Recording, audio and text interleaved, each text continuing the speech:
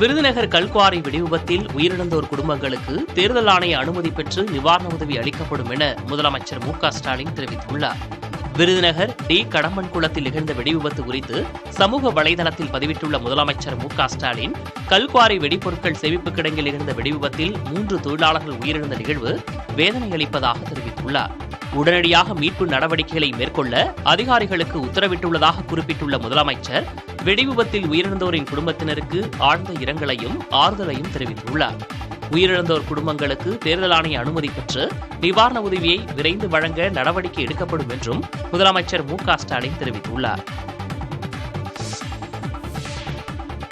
பாலியல் குற்றங்களில் ஈடுபட்டவர்களை பாதுகாப்போம் என்பதுதான் மோடி அளிக்கும் கேரண்டியா என காங்கிரஸ் மூத்த தலைவர் ராகுல் காந்தி வினவியுள்ளார். கர்நாடகாவில் பாஜக கூட்டணி வேட்பாளர் பிரஜ்வல் ரேவண்ணா பாலியல் புகாரில் சிக்கியுள்ளது பெரும் சர்ச்சையை ஏற்படுத்தியுள்ளது. இந்நிலையில் காங்கிரஸ் மூத்த தலைவர் ராகுல் காந்தி எக்ஸ் சமூக தளத்தில் பதிவு ஒன்றை இட்டுள்ளார். நாடெங்கும் பல்வேறு பாலியல் குற்றங்கள் நடைபெற்றுள்ளதாகவும், இதுகுறித்து பிரதமர் கருத்து எதுவும் கூறாமல் அமைதி காப்பதாகவும், இது குற்றவாளிகளுக்கு ஊக்கம் தருவதாக அமைவதாகவும் ராகுல் காந்தி கூறியுள்ளார். தனது அரசியல் குடும்பத்திற்குள் இருக்கும் குற்றவாளிகளுக்கு பாதுகாப்பு அளிக்கப்படும் என்பதுதான் மோடி அளிக்கும் கேரண்டியா என்றும் ராகுல் காந்தி வினவியுள்ளார். இதற்கிடையே தேர்தல் பரப்புரை கூட்டம் ஒன்றில் பேசிய கர்நாடகா முதலமைச்சர் சித்தராமையா, பிரஜ்வல் ரேவண்ணா மீது நடவடிக்கை பாயக்கூடாது என்பதற்காக அவரை அவரது தாத்தா தேவகவுடா வெளிநாட்டுக்கு அனுப்பிவிட்டதாகவும், இதற்கு மத்திய பாஜக அரசு விசா அளித்து உதவியதாகவும் குற்றம் சாட்டினார்.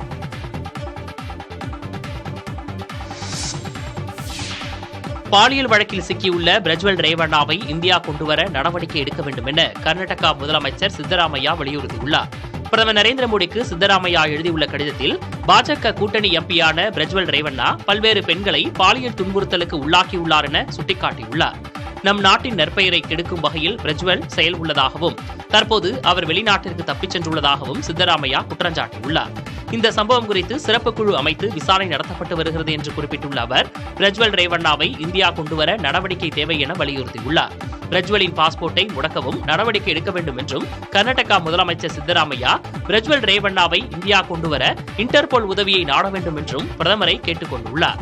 அரசு உயர் பதவியில் உள்ளவர்களுக்கான டிப்ளமேட்டிக் பாஸ்போர்ட்டை ரத்து செய்ய வேண்டும் என்றும் சித்தராமையா பிரதமருக்கு எழுதியுள்ள கடிதத்தில் வலியுறுத்தியுள்ளார். உண்மை விரைவில் வெளிவரும் என பாலியல் புகாரில் சிக்கியுள்ள பிரஜ்வல் ரேவண்ணா தெரிவித்துள்ளார். ஏராளமான பெண்களுக்கு பாலியல் தொல்லை தந்த புகாரில் பாஜகவின் கூட்டணி கட்சி வேட்பாளரும் முன்னாள் பிரதமர் தேவகவுடாவின் பேரனுமான பிரஜ்வல் ரேவண்ணா மீது வழக்கு பதிவு செய்யப்பட்டுள்ளது. இவ்விவகாரம் நாடெங்கும் பேசுபொருளாகியுள்ள நிலையில் பிரஜ்வல் ரேவண்ணா எக்ஸ் சமூக தளத்தில் பதிவு ஒன்றை இட்டுள்ளார். தன் மீதான குற்றச்சாட்டில் உண்மை என்ன என்பது விரைவில் தெரியவரும் என பிரஜ்வல் ரேவண்ணா அதில் குறிப்பிட்டுள்ளார். பெங்களூருவில் தற்போது இல்லாததால் விசாரணைக்கு ஆஜராக காவல்துறையிடம் அவகாசம் கோரியுள்ளதாகவும் பிரஜ்வல் குறிப்பிட்டுள்ளார். குற்றச்சாட்டுகள் காரணமாக பிரஜ்வல் ரேவண்ணா தற்போது மதசார்பற்ற ஜனதாதளம் கட்சியிலிருந்து இடைநீக்கம் செய்யப்பட்டுள்ளது குறிப்பிடத்தக்கது. இதற்கிடையில் பிரஜ்வல் ரேவண்ணாவிற்கு வழங்கப்பட்டுள்ள தூதரக ரீதியிலான பாஸ்போர்ட்டை திரும்பப் பெற வேண்டும் என பிரதமர் மோடிக்கு கர்நாடகா முதலமைச்சர் சித்தராமையா கடிதம் எழுதியுள்ளார். பிரஜ்வலை இந்தியாவிற்கு கொண்டுவர தூதரக ரீதியாகவும் சர்வதேச காவல்துறை மூலமாகவும் நடவடிக்கை எடுக்கப்பட வேண்டும் என்றும் அக்கடிதத்தில் சித்தராமையா குறிப்பிட்டுள்ளார். காசாவில் உள்ளோருக்கு மனிதாபிமான அடிப்படையிலான உதவிகளை வழங்குவது தொடர்பாக இஸ்ரேல் அதிபர் ஐசக் ஹெர்சாக் அமெரிக்க வெளியுறவுத்துறை அமைச்சர் அந்தோனி பிளிங்கனுடன் ஆலோசனை நடத்தினார். பிணை கைதிகள் விடுவிப்பு மற்றும் சண்டை நிறுத்தத்திற்காக முன்னெடுக்கப்பட்டுள்ள புதிய உடன்பாட்டை ஹமாஸ் அமைப்பினர் ஏற்க வேண்டும் எனவும் அவர் வலியுறுத்தியுள்ளார். காசா மீதான தாக்குதலை இஸ்ரேல் தீவிரப்படுத்தி வரும் நிலையில் பாதிக்கப்பட்டுள்ள அப்பாவி மக்களுக்கு உணவு, மருந்து, குடிநீர் உள்ளிட்ட தேவையான பொருட்கள் கிடைப்பதை உறுதி செய்ய வேண்டும் என்ற கோரிக்கை வலுத்து வருகிறது. தாக்குதல் தொடங்கியதிலிருந்து பல லட்சக்கணக்கான மக்கள் ரஃபா பகுதிக்கு இடம்பெயர்ந்தனர். தற்போது அப்பகுதியிலும் தாக்குதலை தீவிரப்படுத்த இஸ்ரேல் முடிவெடுத்துள்ள நிலையில் அப்பாவி மக்களின் நிலை குறித்த கவலையை சர்வதேச சமூகம் எழுப்பி வருகிறது. இந்நிலையில் இஸ்ரேல் சென்றுள்ள அமெரிக்க வெளியுறவுத்துறை அமைச்சர் ஆண்டோனி பிளிங்கன், இஸ்ரேல் ஹமாஸ் இடையே சண்டை நிறுத்தத்தை ஏற்படுத்துவது தொடர்பாகவும், காசாவில் சிக்கியுள்ள அப்பாவி மக்களுக்கு தேவையான உதவிப் பொருட்களை வழங்குவது தொடர்பாகவும் விரிவாக விவாதித்தார். இந்த சந்திப்பின் போது அமெரிக்காவின் தொடர் உதவிகளுக்கு இஸ்ரேல் அதிபர் நன்றி தெரிவித்துக் கொண்டார். இலங்கை தேயிலை தோட்ட தொழிலாளர்களின் குறைந்தபட்ச ஒருநாள் ஊதியம் 1700 ரூபாயாக உயர்த்தப்பட்டுள்ளது. இதற்கான அறிவிப்பாணையை இலங்கை அரசு வெளியிட்டுள்ளது. முன்னதாக மே தின விழா கொண்டாட்டத்தில் பங்கேற்ற இலங்கை அதிபர் ரணில் விக்ரமசிங்கே தேயிலை தோட்ட தொழிலாளர்களுக்கான ஊதிய உயர்வை அறிவித்தார். கொட்டக்கலையில் நடைபெற்ற நிகழ்வில் பேசிய அவர், பொருளாதார நெருக்கடியில் சிக்கி தவித்த போது நாடு அதிலிருந்து மீண்டும் வளர்ச்சிப் பாதைக்கு திரும்ப தோட்டத் தொழிலாளர்கள் அரும்பணியாற்றினர் எனவும் குறிப்பிட்டார். கோவிட் பெருந்தொற்று காலத்தில் கடும் இன்னல்களை எதிர்கொண்ட போதிலும் உழைப்பின் வாயிலாக அந்நிய செலாவணியை ஈட்டித் தந்த தோட்டத் தொழிலாளர்களுக்கு நன்றி தெரிவித்துக் கொள்வதாகவும் ரணில் விக்ரமசிங்கே கூறினார். தோட்டத் தொழிலாளர்களின் தொடர் குடியிருப்புகளை கிராமங்களாக மாற்ற நடவடிக்கை எடுக்கப்படும் எனவும், பெருந்தோட்ட தொழிலாளர்களின் உரிமைகளை உறுதிப்படுத்த தமது அரசு உரிய நடவடிக்கைகளை எடுக்கும் எனவும் அவர் உறுதியளித்தார்.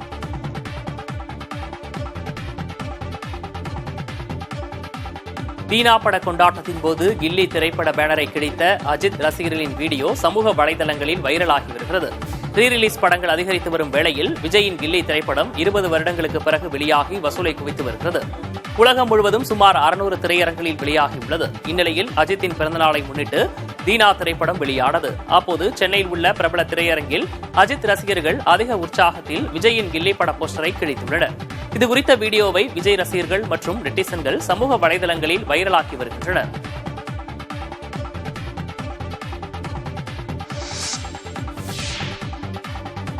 கோடை வெப்பம் தகித்து வரும் சூழலில் ஆவின் மோர் விற்பனை அதிகரித்துள்ளது. கடந்த ஆண்டை விட நடப்பாண்டு 30% விற்பனை அதிகரித்துள்ளதாக ஆவின் நிர்வாகம் தெரிவித்துள்ளது. கடந்த ஆண்டு ஏப்ரல் மாதம் தினசரி 30,000 மோர் பாட்டில் விற்பனையான நிலையில் நடப்பாண்டு 40,000 மோர் பாட்டில் விற்பனை செய்யப்பட்டுள்ளது. இதேபோல் பாக்கெட் மோர் விற்பனையும் உச்சம் தொட்டுள்ளது. நடப்பாண்டு ஏப்ரல் மாதத்தில் நாளொன்றுக்கு 18,000 பாக்கெட்டுகள் விற்பனை செய்யப்பட்டன.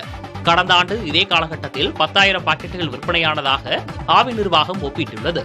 கோடை வெப்பம் தொடர்ந்து அதிகரித்து வருவதால் அடுத்தடுத்த நாட்களில் விற்பனை மேலும் அதிகரிக்கும் என்பதால் ஆவின் நிர்வாகம் உற்பத்தியை அதிகரித்துள்ளது. 2ஆம் உலகப் போரின் போது சியாம், பர்மா ரயில் பாதை அமைக்கும் பணியில் ஈடுபட்டிருந்த போது உயிர்நீத்த தமிழர்களுக்கு நடுக்கல் விழா தாய்லாந்து காஞ்சனபுரியில் நடைபெற்றது. இதுகுறித்து முதலமைச்சர் மு க ஸ்டாலின் வெளியிட்டுள்ள சமூக வலைதள பதிவில், நீத்தாரை நடுகள் வைத்து நினைவேந்துவது தமிழர் மரபு. அதன்படி உலகப் போரில் உயிர்நீத்த தமிழர்களின் நினைவை போற்றும் நடுக்கல் விழா தாய்லாந்து தமிழ்ச்சங்கம் மற்றும் மலேசிய தமிழர்களின் ஏற்பாட்டில் நடைபெற்றது என தெரிவித்துள்ளார். இந்த நிகழ்ச்சியில் தமிழக அமைச்சர் சிவசங்கர், திமுக எம்பி அப்துல்லா ஆகியோர் கலந்து கொண்டு மரியாதை செலுத்தியதாக குறிப்பிட்டுள்ள முதலமைச்சர், இதற்காக தமிழக அரசு சார்பில் 10 லட்சம் ரூபாய் நிதியுதவி அளித்ததையும் சுட்டிக்காட்டியுள்ளார். போரில் உயிர் நீத்தோர் மட்டுமல்ல, கடும் கொடுமைகளுக்கு உள்ளாகி உழைப்பாக உயிரையே ஈந்து மடிந்த தமிழர்கள் நாம் போற்றி வணங்கத்தக்க வீரர்கள்தான் என்று முதலமைச்சர் மு க ஸ்டாலின் தெரிவித்துள்ளார். நடப்பு மக்களவைத் தேர்தலில் இருந்து புதிய நடைமுறை ஒன்றை தேர்தல் ஆணையம் கடைபிடிக்க உள்ளது. வாக்கு இயந்திரங்களில் சின்னங்களை பதிக்க உதவும் கருவிகளை வாக்கு எண்ணிக்கைக்கு பின் 45 நாட்கள் வரை பாதுகாத்து வைக்கும் நடைமுறை நடப்பு தேர்தலில் இருந்து கடைபிடிக்கப்பட உள்ளது. உச்சநீதிமன்ற ஆணைப்படி இந்த புதிய நடைமுறை இந்த ஆண்டிலிருந்து அமலுக்கு வர உள்ளது. வாக்கு இயந்திரங்களிலும் ஒப்புகைச் சீட்டிலும் சின்னங்களை பதிப்பதற்கென்றே சிம்பிள் லோடிங் யூனிட் என்ற சின்னம் பதிப்பு இயந்திரம் பயன்படுத்தப்பட்டு வருகிறது. இந்த இயந்திரங்கள் வாக்கு எண்ணிக்கை முடிவில் அவற்றை தயாரிக்கும் பொறியாளர்களிடம் ஒப்படைப்பதே இதுவரை நடைமுறையாக இருந்து வருகிறது. இந்நிலையில் தேர்தல் நடைமுறைகளை நம்பகத்தன்மை மிக்கதாகவும் அதன் நோக்கில் சில வழிகாட்டுதல்களை தேர்தல் ஆணையத்திற்கு உச்சநீதிமன்றம் வழங்கியுள்ளது. இதன்படி வாக்கு எண்ணிக்கை முடிந்து 45 நாட்கள் வரை சின்னம் பதிப்பு இயந்திரத்தை ஸ்ட்ராங் ரூமில் பாதுகாத்து வைக்கப்பட உள்ளது. வாக்குப்பதிவில் வேட்பாளர்கள் புகார்கள் எதுவும் எழுப்பும் பட்சத்தில் சரிபார்ப்புக்கு தேவைப்படும் என்பதற்காக இந்த நடைமுறை கையாளப்பட உள்ளது. மேனகா காந்தி உத்தரப்பிரதேச மாநிலம் சுல்தான்பூரில் தொடர்ந்து 2வது முறையாக போட்டியிடுகிறார். நேரு குடும்பத்தைச் சேர்ந்தவரான மேனகா காந்தியும் அவரது மகன் வருண் காந்தியும் தற்போது பாஜகவில் உள்ளனர். இதில் மேனகா காந்தி உத்தரப்பிரதேச மாநிலம் சுல்தான்பூரில் வேட்புமனு தாக்கல் செய்துள்ளார். அப்போது பேசிய அவர், ரேபரேலி தொகுதியில் தன் மகன் வருண் காந்தி போட்டியிடுவாரா என்பது குறித்து எதுவும் கூற முடியாது என தெரிவித்தார். ரேபரேலி தொகுதியில் பிரியங்கா காந்தி போட்டியிடுவதாக கூறப்படும் நிலையில் அவரை எதிர்த்து அவரது ஒன்றுவிட்ட சகோதரர் வருண் காந்தியை நிறுத்த பாஜக விரும்பியதாகவும், ஆனால் அதற்கு வருண் திட்டவட்டமாக மறுத்துவிட்டதாகவும் தகவல்கள் வெளியாகியிருந்தன. வருண் காந்தி கடந்த முறை பிலிப்பிட் தொகுதியில் போட்டியிட்டு வென்றிருந்த நிலையில் இம்முறை அவருக்கு பாஜக அங்கு மீண்டும் வாய்ப்பளிக்கவில்லை என்பது குறிப்பிடத்தக்கது. கோவிஷீல்டு தடுப்பூசியால் பக்கவிளைவு ஏற்படுமா என்பதை ஆய்வு செய்ய உத்தரவிடக் கோரி உச்சநீதிமன்றத்தில் பொதுநல மனு தாக்கல் செய்யப்பட்டுள்ளது. கோவிஷீல்டு தடுப்பூசியால் அரிதிலும் அரிதாக ரத்தம் உறையும் பிரச்சினை ஏற்படுவதாக அதை உருவாக்கிய அஸ்ட்ராசெனகா நிறுவனம் தெரிவித்துள்ளது. அண்மை காலமாகவே இளம் வயதினர் மாரடைப்பால் உயிரிழப்பது அதிகரித்து வரும் நிலையில் இத்தகவல் மேலும் அச்சத்தை ஏற்படுத்தியுள்ளது. இந்நிலையில் விஷால் திவாரி என்ற வழக்கறிஞர் உச்சநீதிமன்றத்தில் வழக்கு ஒன்றை தொடர்ந்துள்ளார். அதில் நாட்டில் 175 கோடி கோவிஷீல்டு தடுப்பூசிகள் போடப்பட்டுள்ளதாகவும் இதனால் பாதிப்புகள் வருகிறது என அதை உருவாக்கிய நிறுவனமே தெரிவித்துள்ளது என்றும் விஷால் திவாரி தெரிவித்துள்ளார். இந்நிலையில் தடுப்பூசி செலுத்திக் கொண்டவர்களுக்கு ஏற்படும் ஆபத்துகளுக்கான காரணிகளை கண்டறிய மருத்துவக் குழுவை அமைத்து கண்டறிய உத்தரவிடவும் விஷால் திவாரி கோரிக்கை விடுத்துள்ளார்.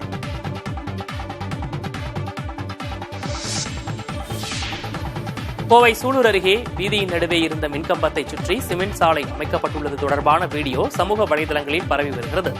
சூலூர் சுல்தான்பேட்டை அருகே செஞ்சேரி கிராமத்தில் வீதியின் நடுவே மின்கம்பம் இருந்த நிலையில் அதனை சாலை ஓரம் மாற்றி அமைக்காமலேயே கம்பத்தை சுற்றிலும் புதிதாக சிமெண்ட் சாலை அமைக்கப்பட்டுள்ளது. இதனால் வீதியில் கார் உள்ளிட்ட 4 சக்கர வாகனங்கள் வந்து செல்ல முடியாத நிலை ஏற்பட்டுள்ளது. இது தொடர்பான வீடியோ சமூக வலைதளங்களில் பரவி பேசுபொருளாகியுள்ளது.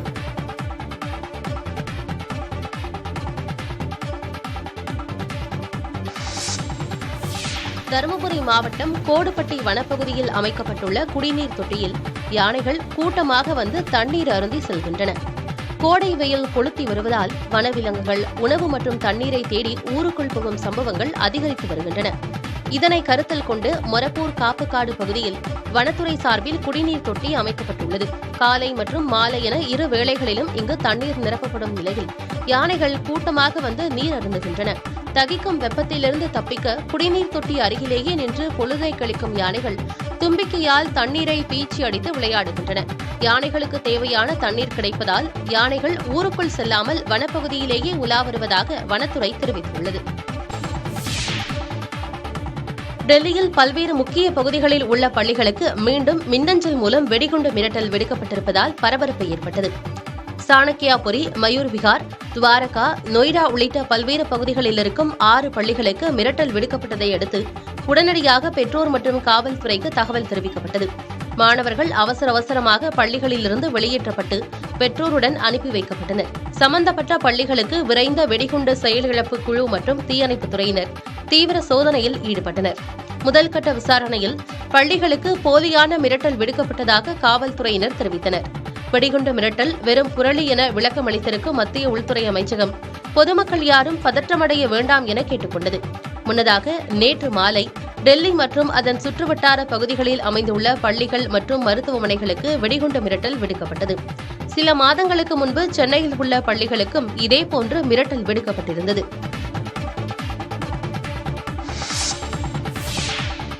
தமிழகத்தின் மின் தேவை இதுவரை இல்லாத அளவாக 20,701 மெகாவாட் என்ற உச்சத்தை எட்டியுள்ளது.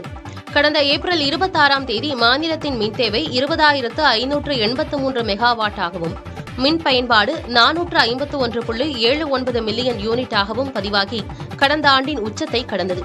வெயிலின் தாக்கம் அதிகமாக இருந்து வருவதால் ஏப்ரல் 2ஆம் தேதி 430.13 மில்லியன் யூனிட்டாகவும் ஏப்ரல் 4ஆம் தேதி 440.89 மில்லியன் யூனிட்டாகவும் ஏப்ரல் 26ஆம் தேதி 451.79 மில்லியன் யூனிட்டாகவும் மின்சார பயன்பாடு இருந்தது.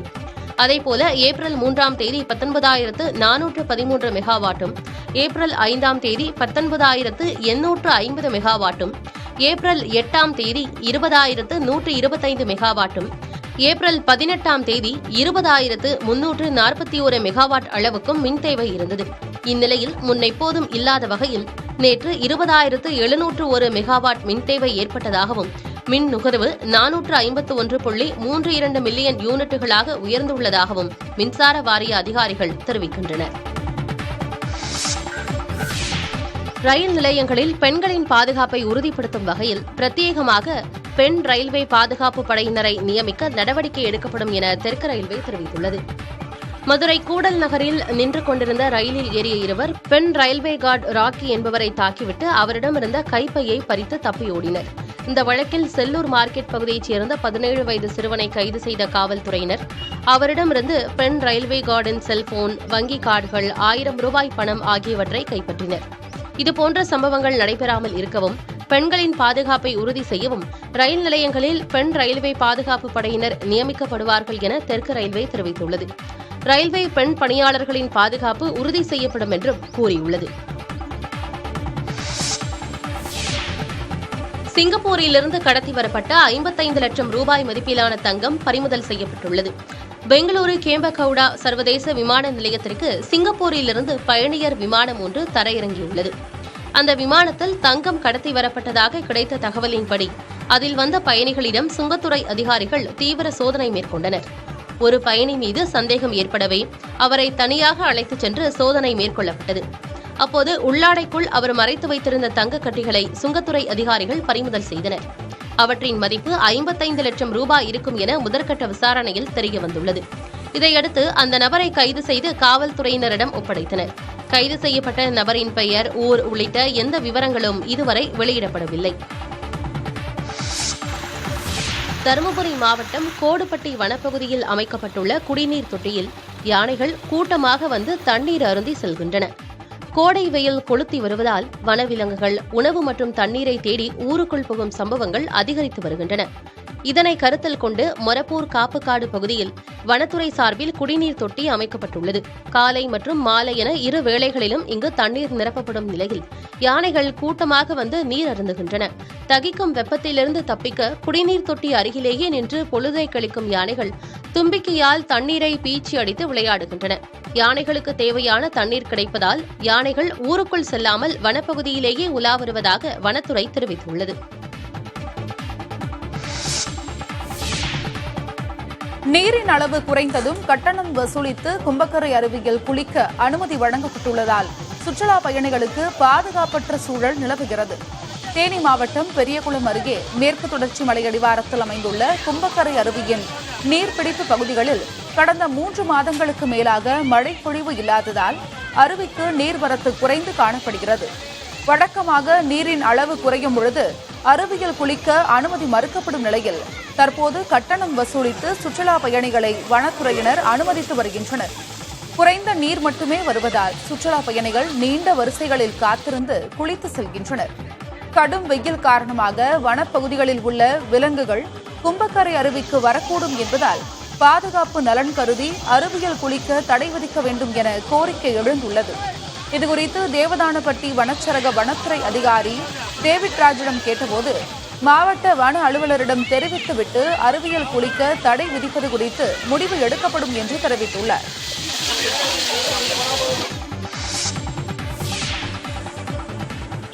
வெயிலின் தாக்கம் நாளுக்கு நாள் அதிகரித்து வருவதால் தேனி மாவட்டம் பெரியகுளம் பகுதியில் நுங்கு விற்பனை விறுவிறுப்பாக நடைபெறுகிறது.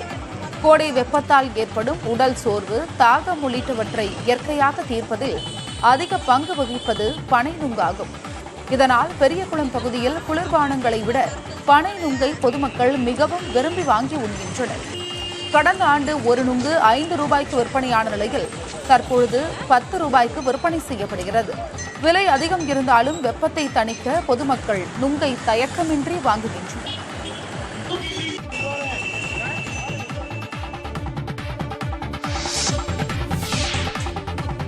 தேனி மாவட்டம் போடிநாயக்கனூர் அருகே தொழிலாளர் தினத்தையொட்டி தூய்மை பணியாளர்களை இன்ப சுற்றுலாவுக்கு பேரூராட்சி நிர்வாகம் அனுப்பி வைத்துள்ளது.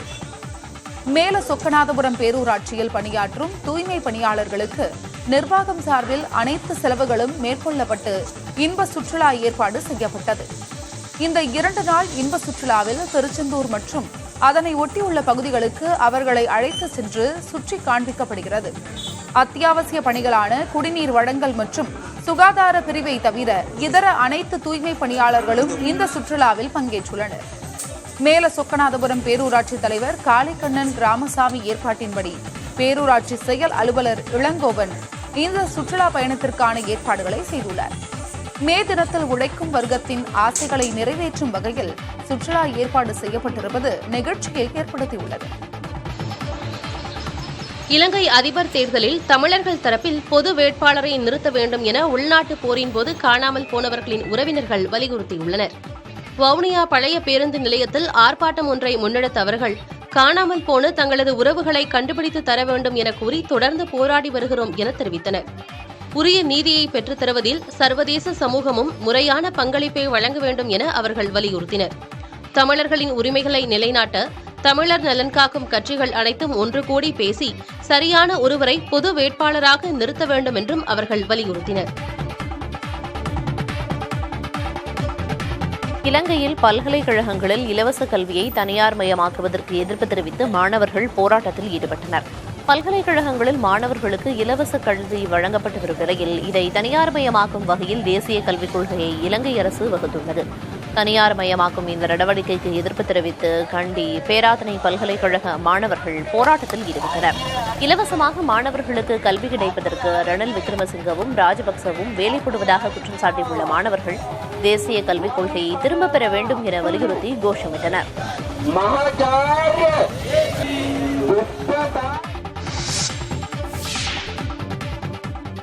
இந்தோனேஷியாவின் ருவாங் தீவில் எரிமலை வெடித்து சிதறி நெருப்பை உமிழ்ந்து வரும் நிலையில் அருகில் உள்ள டகுலாண்டாங் தீவில் இருந்து மக்கள் பாதுகாப்பான இடங்களுக்கு அழைத்துச் செல்லப்பட்டனர்.